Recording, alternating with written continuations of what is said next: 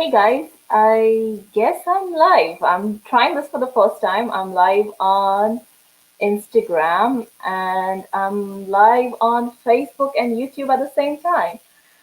Uh, so I, send me some love, send me some messages to know that this is working.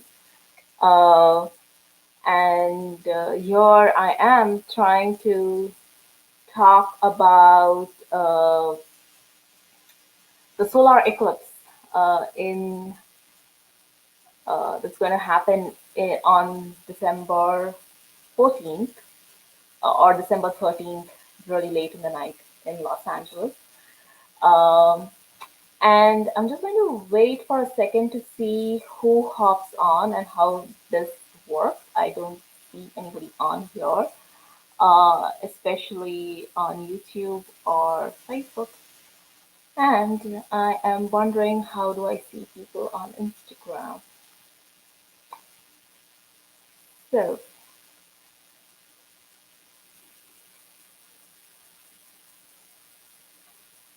I guess I'm seeing somebody. Just tell me this is working. Um, Send me a thumbs up. Send me a message. Just say hi. Uh, that would help. I'm going to give it a few minutes to see who hops on.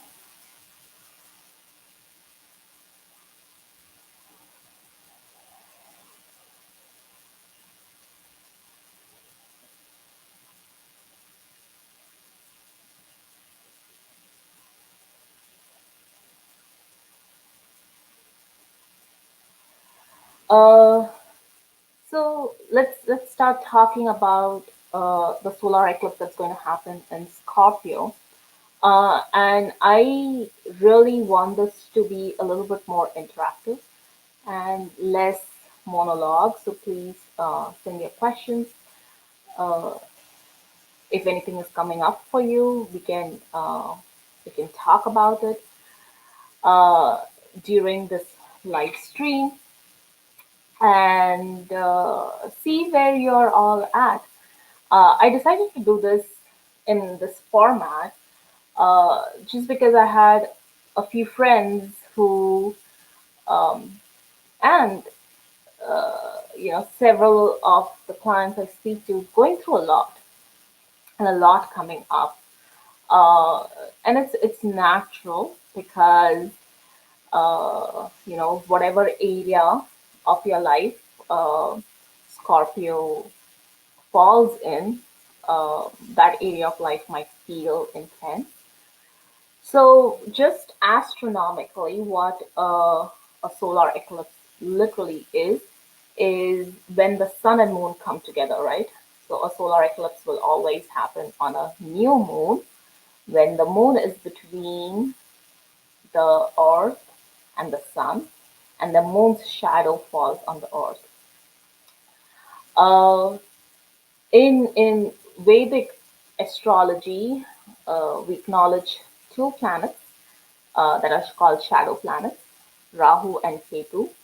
So when you're standing on Earth, all astrology is geocentric, right? We are trying to figure out the effects of karma on human consciousness.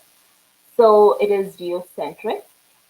And from where you're standing on Earth, uh,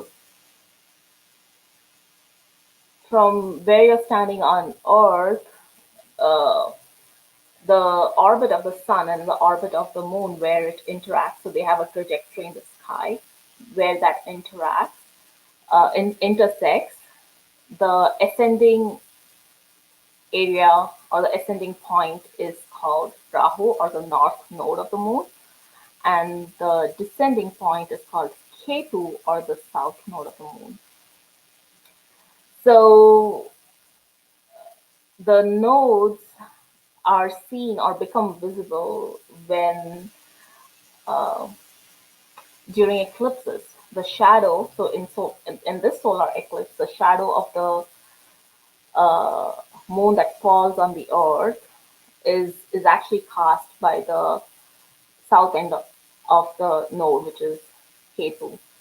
So Ketu, Sun, Moon have all they're all moving to a point in the constellation called Jeshta in Scorpio, where Ketu will cast its shadow or become visible, or its effects will be really seen.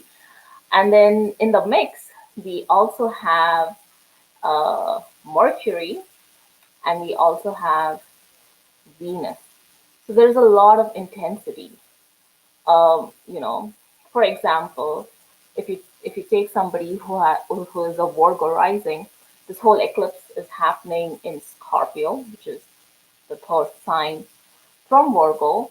It's happening in the 3-9 axis for Virgo rising people, and Sun rules Leo. So from Virgo, the 12th lord, Moon rules Cancer. So from Virgo, the 11th lord, the second lord Venus, and the ruler of Virgo, Mercury, all are involved in this eclipse. So it will feel a little bit different to Virgo rising people versus somebody who's Aries rising versus somebody who's like a Libra rising, right? Uh, and so it's important to figure out where what area of your life is getting really heightened and activated. But there will be a Scorpio quality to all of it, which is you have to think about Scorpio as the deep oceans.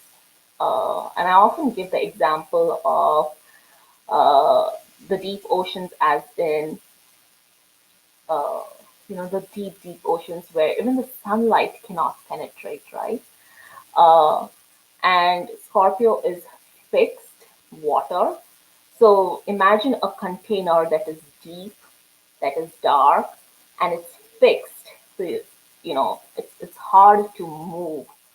Um, and even though Scorpio is a feminine sign, the quality of the feminine, or the nature of the feminine is to flow. And we have two feminine planets. One is the moon, the other is Venus, right? And they both are involved in this eclipse. And Venus and Moon, both love to be comfortable. Moon represents our mind, Venus represents our desires and how we relate to other people. And how do we go about getting our desires met? And both are motivated by feeling comfortable and feeling good and being able to flow. And then in the sign of Scorpio, both Venus and Moon are restricted. It feels like you have all these emotional charge, and then there's no flow. You have to sit with it. And that's what even Ketu does. So Ketu is the south node of the moon, and Ketu is the body without the head. It's the headless body, right? And because it doesn't have sense organs, imagine the head has all your sense organs, which gives you direction. So wherever K2 is, it stays there but goes deep. It doesn't move forward or backward, it just drills deep. So you're like drilling deep into this ocean of your internal emotional state and then digging whatever is down there out.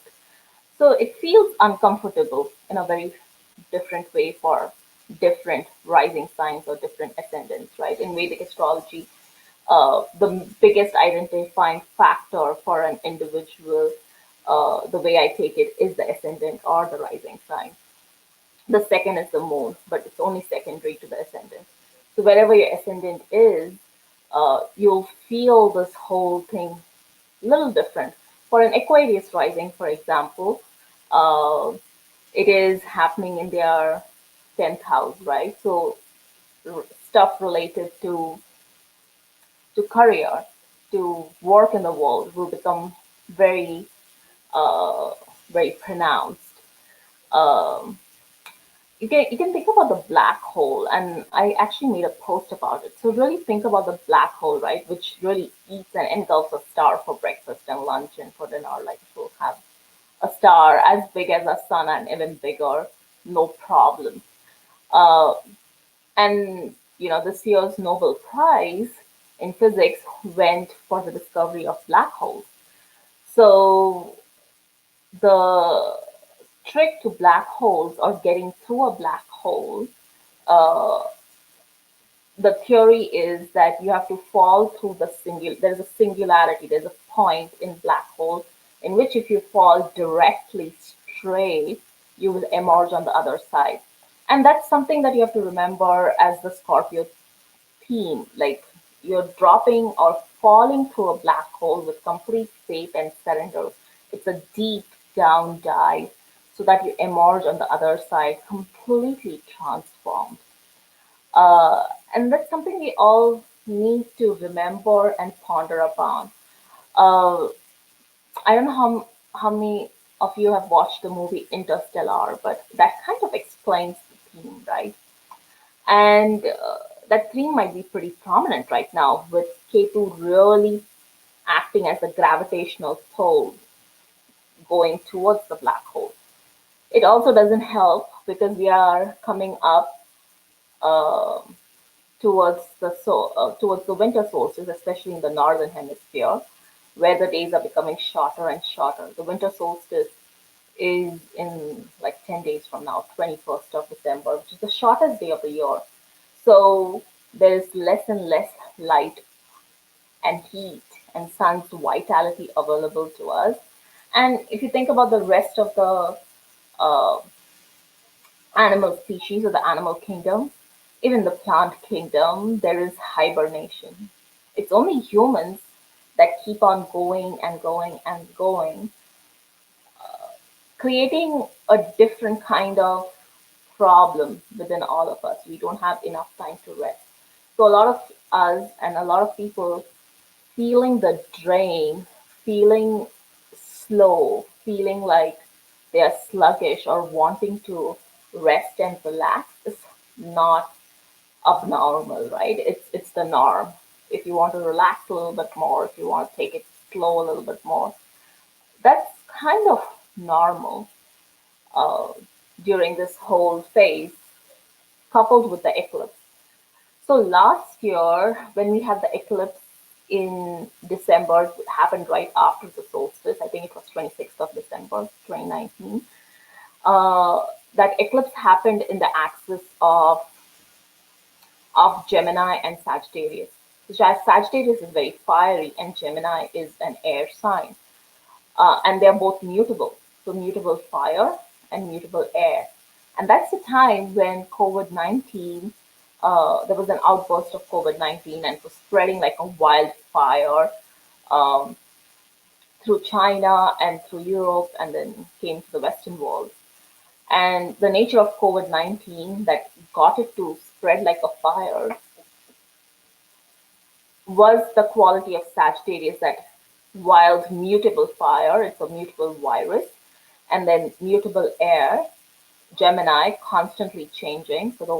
And for the longest time, people didn't know what strain of the virus is really affecting the human race.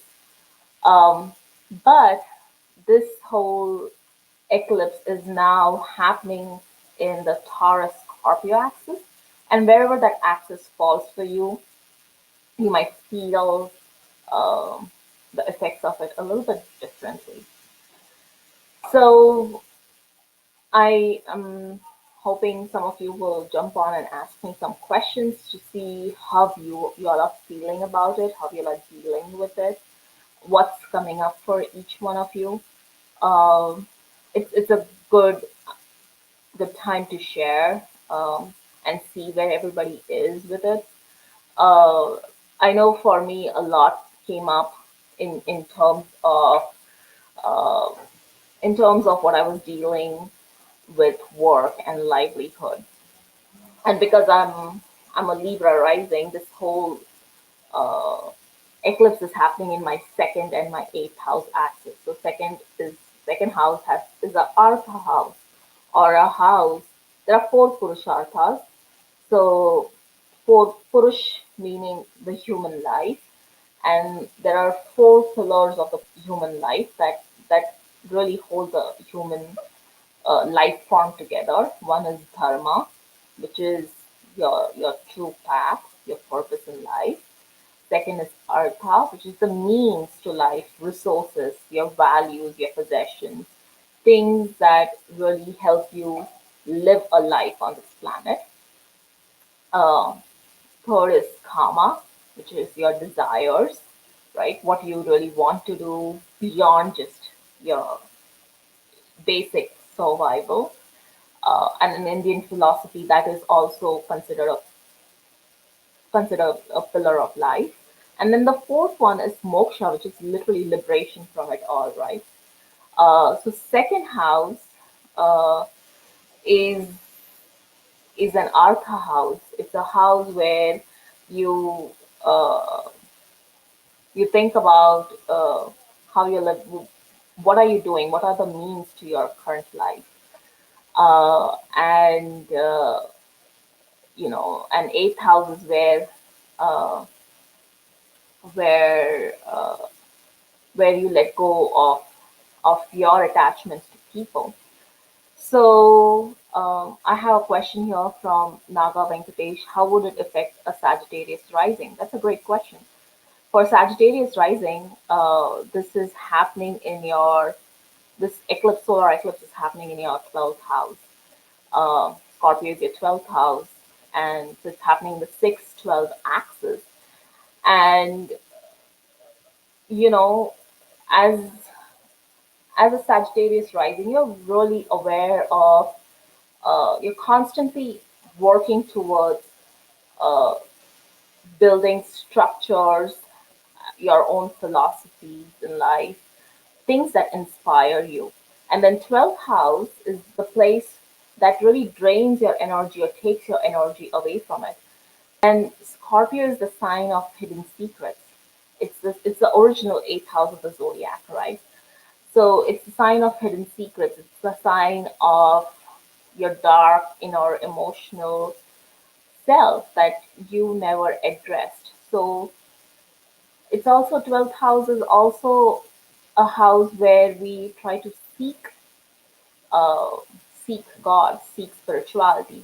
But on the negative side, it's also spiritual escapism, right? So becoming really aware of how you drain your energy in fruitless pursuits of life, um, whether it's uh, binge eating, even like just watching Netflix or YouTube all day long and just being lost in that, um, just being lost in a cycle of um endless pursuits of daily life or endless struggles and conflicts with others, where you're really attached and wanting something from someone else, just getting really attached and becoming aware of your attachments and your self-inflicted suffering that way, and where your energy is getting drained because 12th house is the house of loss for a Sagittarius rising, and Scorpio is that sign, right? So it's happening in the 12th, 6th axis. And then you have to figure out how do you counteract it. So if you want to counteract it, the sign directly opposite Scorpio is Taurus, which is the 6th house for Sagittarius. So trying to see where you can put in efforts to build stability in life, to build things that give life a meaning and structure, but in a sixth house kind of way. So working really hard for it. Uh, every time your emotions tend to drain you down, um, or you get stuck in a whirlpool of inner turmoil, trying to take that energy and focus it on creating stability in life, creating means in life, um, being of service to others. Those are some of the things, small things that you can do. But yes, you also need to address the underlying uh, root cause of you getting stuck in these dynamics, right? And so for Sagittarius, it's the 12th and 6th or 6th, 12th axis. Uh, for Aries, this is a 2-8 axis, Taurus being the second house and Scorpio being the eighth house. So this is For Aries rising, it's really an eighth house lesson or effect they're going through. And, you know, the zodiac starts on at, uh, the zodiac starts with Aries. So for an Aries rising, they're really having that sixth house, the eighth house kind of effect, right? Wherein their attachments, the futility of their attachments with other people, the conflicts that they get into with other people, the jealousy, lies, cheating, being inauthentic, those white lies, and how all of that just drains their energy. They become very aware of that. And then how it's it's hard for them to even be truthful to themselves, right? So for an Aries rising, it's a really 2-8 axis, and the second house for Aries, which is Taurus, is also an Artha house, like sixth house is for Sagittarius. From there, that with that experience with others, where they know that they're constantly vulnerable, they're constantly facing the challenge of being let down or disappointed by the other person, they're learning to build their own values. They're learning to trust themselves. They're learning to be more self reliant. They were learning to have some kind of internal stability for themselves. So there's that nuance, that difference between an Aries rising and a Sagittarius rising, and both are fiery signs. Um, I hope that helps, Naga, answer your question. Um, Let me see if there are any more questions. I think I'm live on Instagram too. I haven't seen any questions pop up here, but I'm going to see if uh, anybody else jumps on and asks a question. So I often get this, and I'm a culprit too. I often get this question. So yeah, I'm feeling all of this, and what do I do about it? What do I do? Yes, so what? I feel this, and I'm experiencing this, but what do I do about it, or how do I get out of it? Right? We all want that quick remedy, that quick band-aid, uh, the quick relief, because we live in the world of instant gratification. Um, and it's not always easy to know what to do. The first thing to do is be really aware of what's happening. Uh, and look at the cosmos, understand what astronomical events are happening, and then see how that really relates to your life, right? If you think about all ancient cultures, they all successful ancient cultures studied the sky. Everybody knew how to read the sky, and everybody knew how consciousness filters through all these astronomical events and then filters through our mind and our bodies and results in karma. So the first step is awareness, really deeply aware of all the dynamics that you get involved in. The second is really understanding what planets are involved, and then how do you exercise one versus the other, right? Uh, so uh, we have Mercury involved in this eclipse, which in a way is a blessing because Mercury is our intellect. It's very close to the sun. It's within a couple of degrees of the sun right now, and it's really the sun's minister. So using your intellect, using your power of speech to really get out of that emotional turmoil or crux. And a lot of times when you just, verbalize your emotions or just give it a name, that helps discharge it, right? Or just even speaking about it, whether you speak to a therapist or a friend, that helps discharge that emotion a little bit. So that's one of the things you can do for this whole cycle. The other is to really look at how you can harmonize this energy, right? And so the way to harmonize the energy of a sign is to look what is directly opposite it.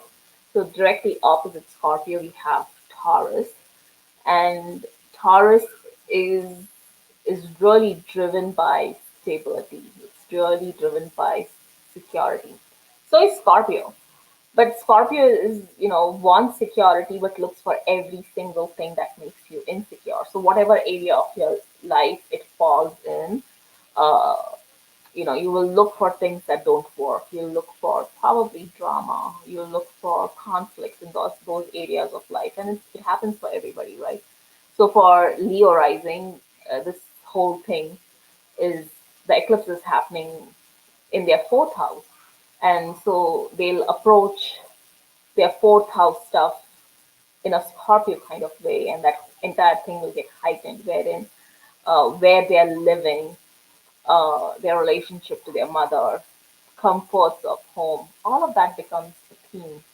Uh, where they're constantly insecure about that. They don't, you know, their insecurities related to home might just get heightened.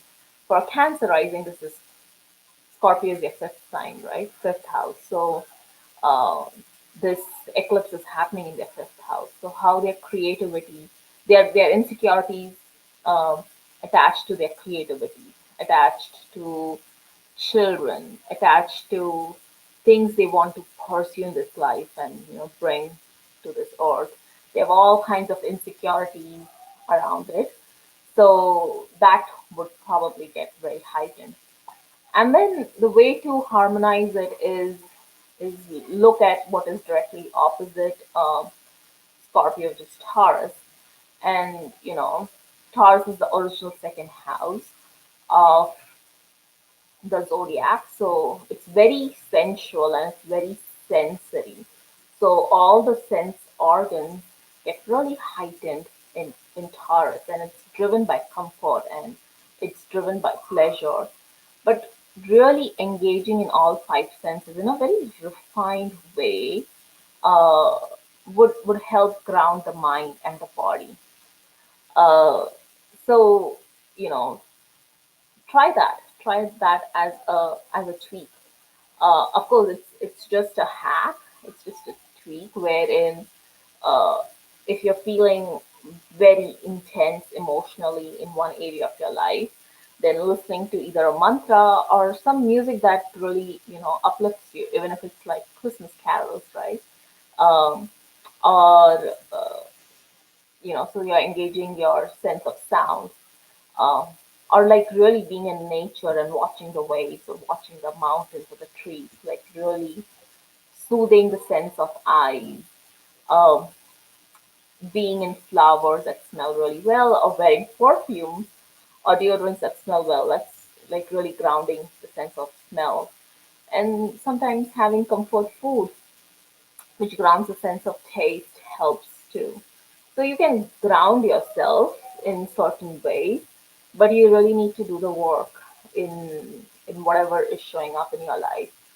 Uh, if it's a Sagittarius rising and this is a uh, 12th house thing, then really Ketu in the 12th is urging you to sit down, meditate, close your eyes, go within, and really access God from within or the universe from within instead of like really wasting your energies, which feels like loss in external pursuits, right?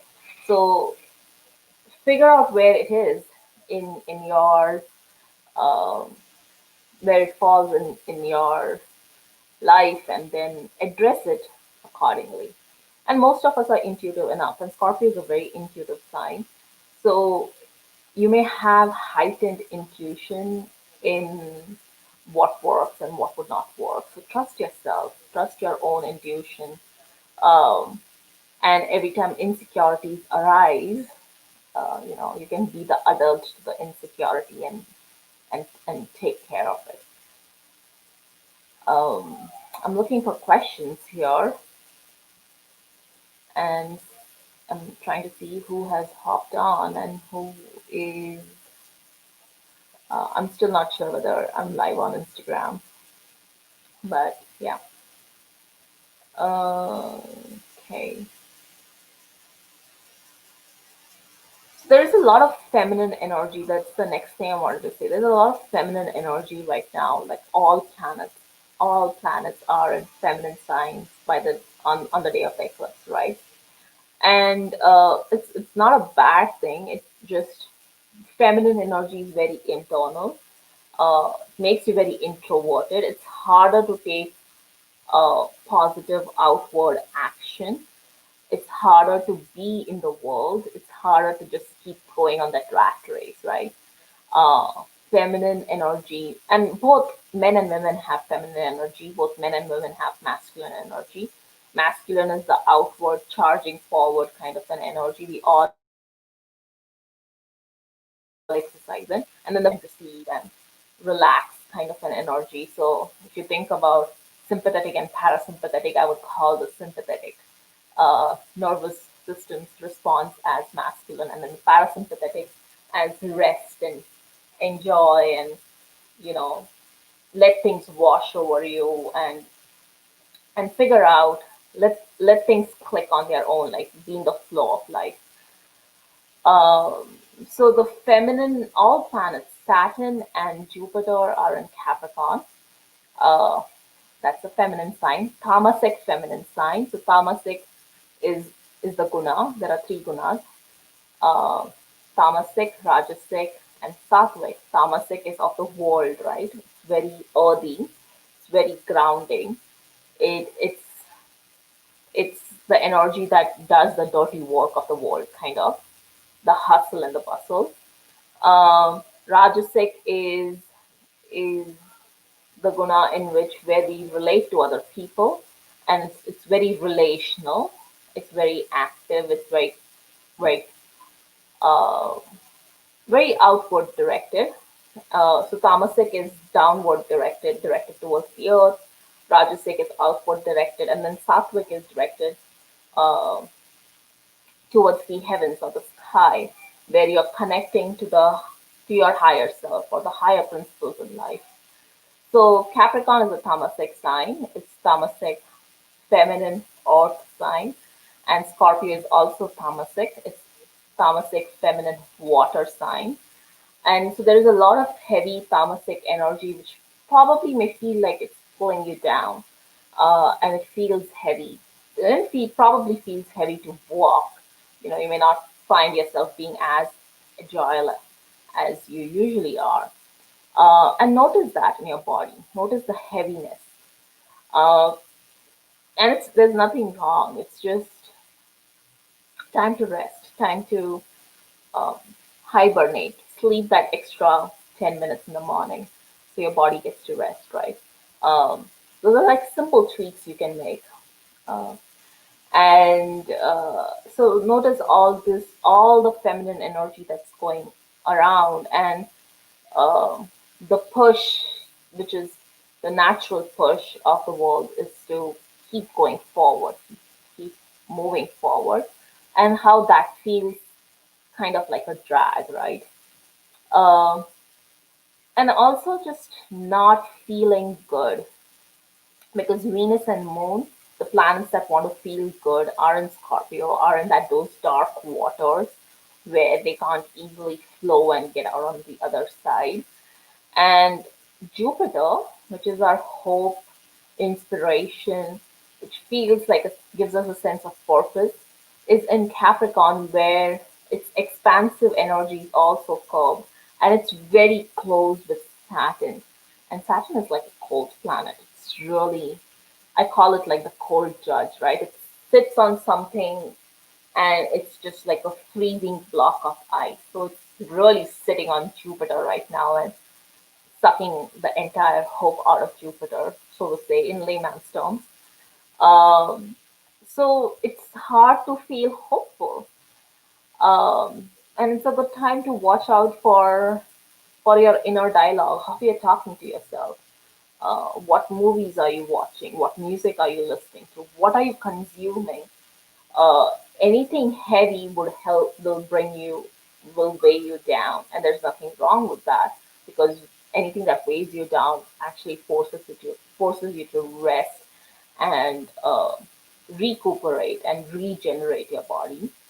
Um, but the emotional being needs a little bit of upliftment. So, listening to music that is uplifting, your inner dialogue, how you're talking to yourself. It's a good time to use affirmations.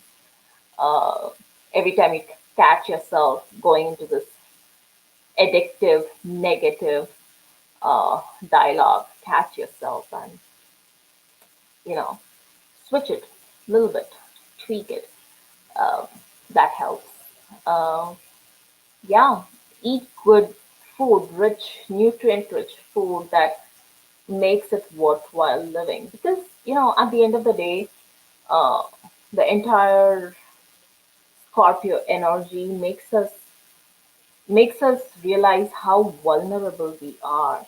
And what are we vulnerable to? Death, right? We are vulnerable to death.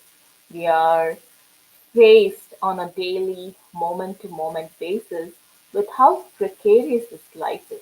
We are hanging on to this life with just a single breath.